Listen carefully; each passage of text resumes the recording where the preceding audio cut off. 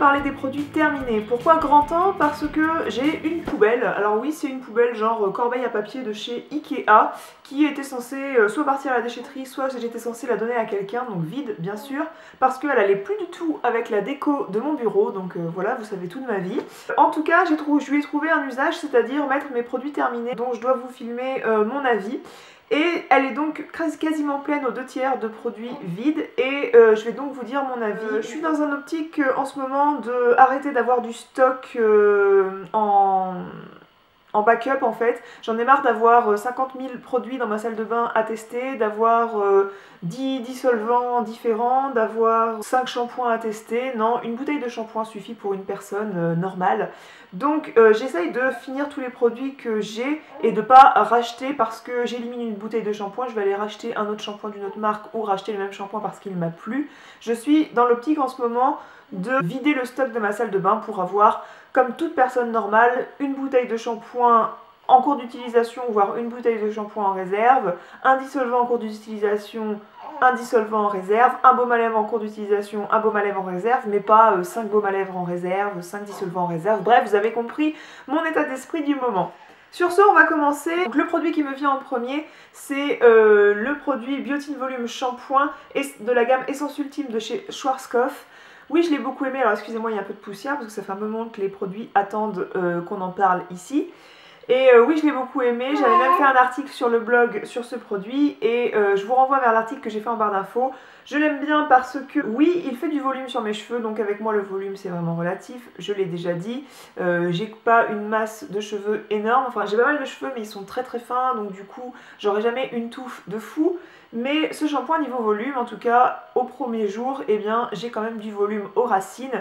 Il aère les cheveux et surtout j'ai trouvé qu'il les emmêlait pas. Souvent les shampoings qui sont pour le volume, eh bien, ils vont avoir tendance à emmêler tous les cheveux et à les dessécher aussi. Donc celui-ci, c'est pas le moins desséchant que je connaisse, mais il les dessèche pas trop et surtout il les emmêle pas trop. C'est pour ça que j'avais fait un article sur le blog. Il est destiné aux cheveux fins sans volume, donc je suis pile la cible. Et je l'avais même glissé dans une de mes vidéos favoris. C'est un shampoing que j'aime beaucoup et que je serais amenée à racheter. Il est disponible en grande surface, donc à peu cher. Et c'est pour ça que je vous en avais parlé parce que je pense qu'il peut convenir à beaucoup de budget. Si vous entendez gazouiller, alors oui c'est mon fils, non vous ne le verrez pas. Donc le produit qui me vient ensuite dans la main, c'est le masque Brillante Haute Hydratation pour cheveux secs de la gamme Phyto Joba de chez Phyto. C'est une marque de produits pour les cheveux qui font des produits à base de végétaux, des compos clean, sans silicone, sans phénoxyéthanol, enfin tout le train-train habituel. C'est mon chien. Pourquoi je rachèterais pas ce produit? Non pas qu'il m'ait pas plu. Alors, il y a plusieurs raisons quand même. Il m'a pas trop plu. Ça casse pas trois pattes à un canard, je trouve, pour le prix. Niveau hydratation, alors oui, ça hydrate bien les cheveux, sauf que moi quand je fais ce genre de masque et quand je fais n'importe quel masque, je perds déjà une tonne de cheveux. Donc là, après la grossesse, c'est encore pire. Mais ce que j'ai pas aimé donc c'est qu'il fait perdre beaucoup de cheveux. Et deuxièmement, comme je vous avais dit dans un article où j'avais fait un article sur une huile qui se posait avant le shampoing, eh bien je préfère appliquer un soin capillaire avant le shampoing et ne pas appliquer de masque. Je suis pas trop masque après shampoing, pourquoi? Parce qu'il faut le laisser poser 2, 3, 5 minutes sous la douche. L'effet est encore plus positif quand vous le laissez poser 10 minutes et moi je m'ennuie sous la douche en fait quand je laisse poser un masque 2-3 minutes. Fut un temps où j'en profitais pour nettoyer ma douche en fait, voilà, vous savez toute ma vie. Et là voilà, non c'est pas ce que je fais, je nettoie ma douche à d'autres moments de ma vie. Du coup ça me saoule d'appliquer un masque sous la douche pour les cheveux. Voilà, donc ça c'est le deuxième point pour lequel je ne rachèterai pas parce que je préfère appliquer des huiles avant le shampoing plutôt qu'un masque après le shampoing. Oh bah tu causes. Et troisième point pourquoi je ne la rachèterai pas, c'est qu'ils sont hyper forts. Je trouve que c'est assez entêtant comme odeur.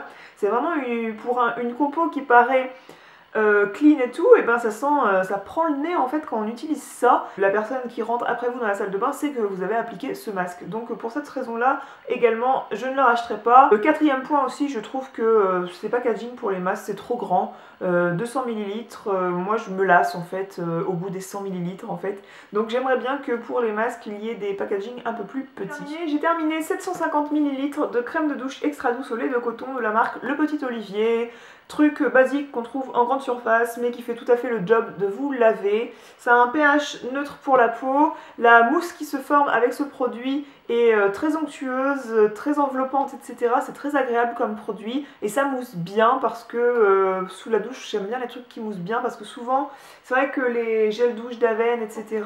ça va moins mousser. C'est peut-être le fait que tout ce qui est mousse va avoir tendance à un petit peu plus agresser votre peau. C'est peut-être pour cela. Mais en tout cas ça mousse bien, donc c'est hyper agréable à utiliser, on a vraiment l'impression du coup de se laver, hein. C'est un peu le but de la chose. Et oui, je pourrais tout à fait être amenée à racheter un produit de cette marque sous forme de flacon pompe comme ça, c'est très pratique. Le produit qui me vient ensuite, c'est un flacon pompe encore de 300 ml, c'est du savon de Marseille liquide à l'huile essentielle de verveine de chez Durance. Alors la verveine de Durance, c'est vraiment l'odeur de verveine que je préfère. Par contre, pour se laver les mains, c'est vrai que le savon, il est quand même, c'est pas le savon le plus doux que j'ai pour me laver les mains. Et moi, vous savez à quel point j'aime protéger mes mains en utilisant des savons qui sont doux, qui sont un petit peu gras. Et ça, c'est vraiment pas le cas. Ça laisse plutôt un parfum agréable sur la peau. Et je l'ai utilisé pour me laver les pieds le soir ou avant de faire un soin des pieds en fait. J'utilisais ça pour me laver les pieds, pour me rafraîchir les pieds parce que la verveine c'est une odeur hyper rafraîchissante et surtout quand j'étais enceinte, eh bien je faisais des bains de pieds d'eau glacée en fait, enfin d'eau très très fraîche et je lavais les pieds avec un savon à la verveine parce que ça rafraîchit encore plus et c'était super agréable. Et oui, je pourrais être amenée à racheter ce produit pour cet usage en fait, pour les bains de pieds, pour rafraîchir et tout, ou tout simplement acheter le gel douche à la verveine de chez Durance parce que cette odeur de verveine, elle est terrible quoi. C'est celle qui représente vraiment le plus la vraie odeur de la verveine qu'on va cueillir en fait. Dites-moi si ça vous intéresse que je fasse des vidéos produits terminés pour bébé parce que j'ai terminé plein de brumisateurs d'eau thermale en fait, Aven et La Roche-Posay et des petits et de toutes les tailles en fait. Et j'en ai terminé pour moi parce que depuis toujours vous savez très bien que j'utilise de l'eau thermale après m'être démaquillée, après m'être nettoyé le visage. J'aime bien finir tout ça en me brumisant de l'eau thermale pour enlever tout résidu de calcaire qu'on peut avoir avec l'eau du robinet. Et j'utilise également ça pour humidifier un coton pour nettoyer les fesses de bébé. C'est tout doux, c'est beaucoup plus doux que de l'eau du robinet et c'est très pratique aussi de pas... Il y a la table à langer qui est là, il y a le lavabo qui est là-bas. On va pas laisser bébé sur la table et puis aller chercher de l'eau. Et bien non, le brumisateur c'est très pratique d'en avoir un sous la main à côté de la table à langer pour brumiser son coton, pour humidifier son coton. Là j'ai terminé pour cet usage ces brumisateurs d'eau thermale et il est évident que j'en ai déjà d'autres en réserve. J'en ai bien sûr aussi de la marque Evian parce que ça fait tout à fait le job. J'ai terminé ce baume hydratant réparation pour peau abîmée et desséchée du Petit Marseillais. C'est au beurre de karité, à l'aloès et à la cire d'abeille. Je vous en avais parlé comme d'un produit que j'aimais beaucoup dans le tag sur les produits de Drugstore et moi. C'était un produit que j'ai beaucoup aimé, qui hydratait bien, qui nourrissait bien. Ça marche bien, ça fonctionne bien. L'odeur est pas désagréable, sauf qu'en fait je m'en suis lassée, ça m'a écœurée. Ça encore c'est un produit qui fait 250 ml, mais moi j'aimerais que ça en fasse moins pour pouvoir passer à autre chose tout simplement. Parce que l'odeur était hyper entêtante sur la fin. Donc il y a du beurre de karité qui va venir vraiment nourrir la peau. L'aloès particulièrement résistante à la chaleur et à la sécheresse, ça s'épanouit principalement bien sous le soleil du sud, super, on est content. Et la cire d'abeille, ingrédient privilégié dans les recettes de beauté des femmes méditerranéennes.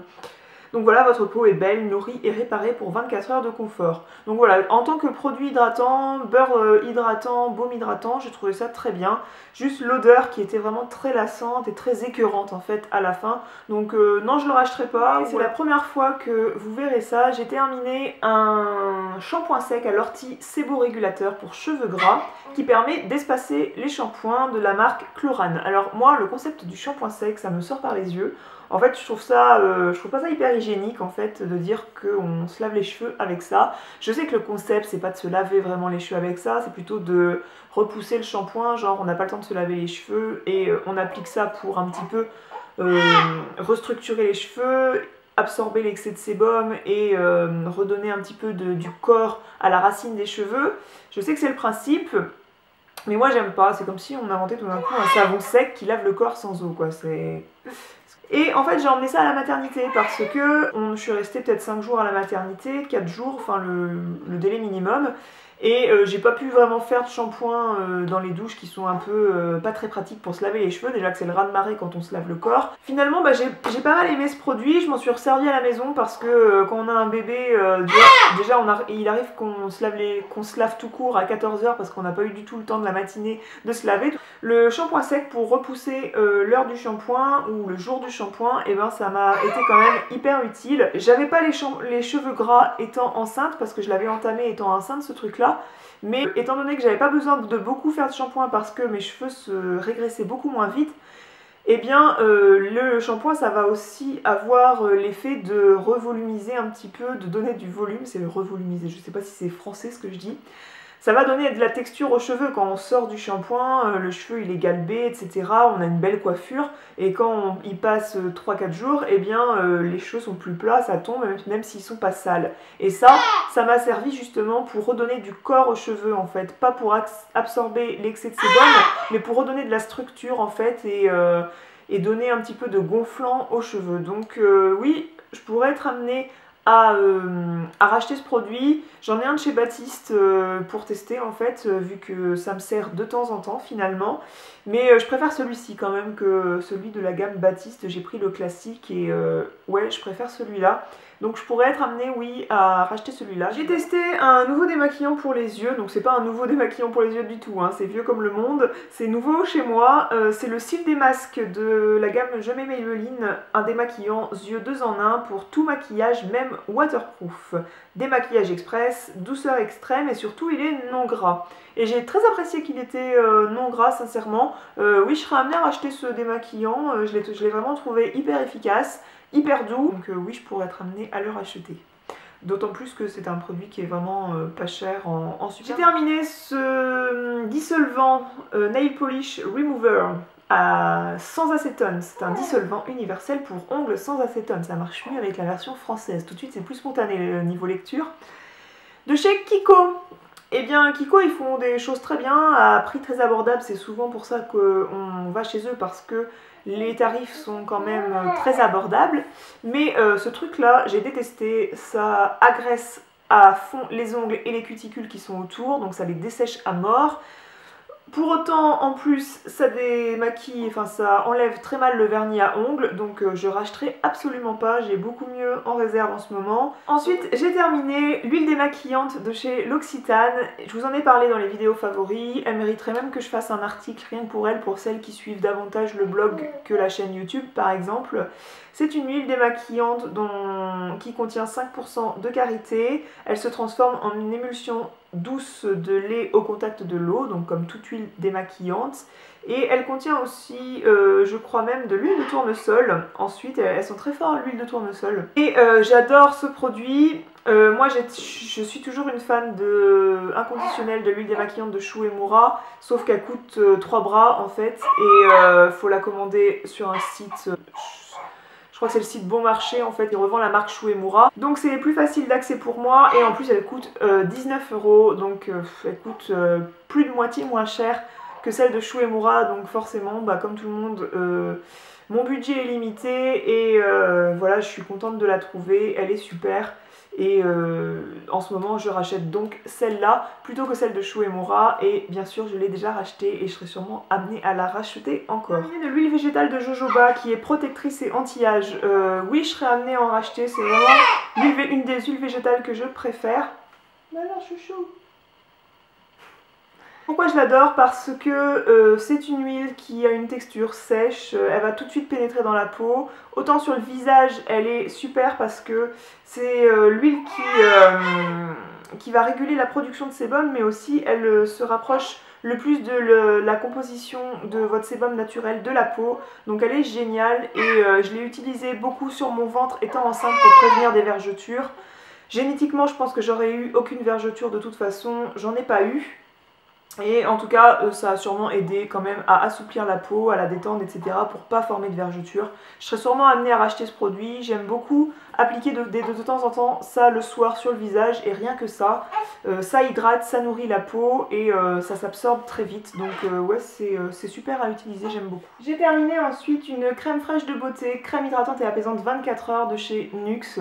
Ça fait je sais pas combien de fois que j'achète et je rachète ce produit une fois qu'il est vide. J'aime beaucoup cette crème, elle a une odeur en fond, une note de fleur d'oranger, c'est hyper agréable. Elle pénètre vite, elle est pour peau sensible donc elle a vraiment cet effet apaisant je trouve.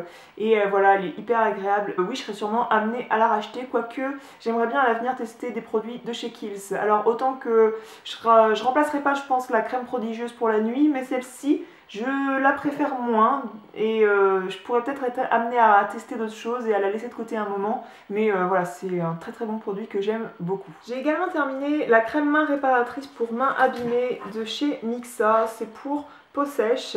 Elle promet un effet réparateur intensif longue durée et c'est à l'allantoïne. C'est mon chéri qui s'était acheté ça pour l'hiver quand il a les mains plus desséchées. Il lui restait ça, il ne le terminait pas puis ça traînait par là et comme je vous ai dit j'ai pour objectif de terminer tous les produits qui traînent sans en racheter d'autres, du moins pas mes produits essentiels. Et il y a beaucoup de glycérine dans ce produit qui fait que ça protège les mains et ça les enveloppe bien pour les protéger. Et la lantoïne, elle est connue pour son pouvoir réparateur. Et j'ai trouvé que c'était quand même efficace sur le contour de l'ongle du coup grâce à cet ingrédient à mon avis. Et voilà, quand on l'utilise régulièrement, je trouve que ça apaisait bien les mains qui pouvaient être irritées. Et je l'ai terminé quand même récemment, ça me permettait de masser mon contour de l'ongle et de réparer un petit peu les cuticules qui pouvaient être desséchées et pas jolies à regarder. Et voilà, donc c'est un bon produit. Moi je serais pas amenée à le racheter personnellement, mais voilà, quand j'ai que ça à la maison comme crème pour les mains, et bien ça fait tout à fait l'affaire. Je dois vous laisser, de toute façon je n'ai plus de produits à vous présenter. J'espère que cette vidéo vous a plu, que vous avez pu avoir mon avis si vous attendez un avis sur tel ou tel produit. Et n'hésitez pas à me dire quel produit vous rachetez et vous finissez, vous rachetez sans cesse parce que vous l'adorez. J'ai hâte de lire vos commentaires sous l'article du blog correspondant. Et sur ce, je vous dis à très bientôt, je vous fais des gros bisous et je vous dis à très vite.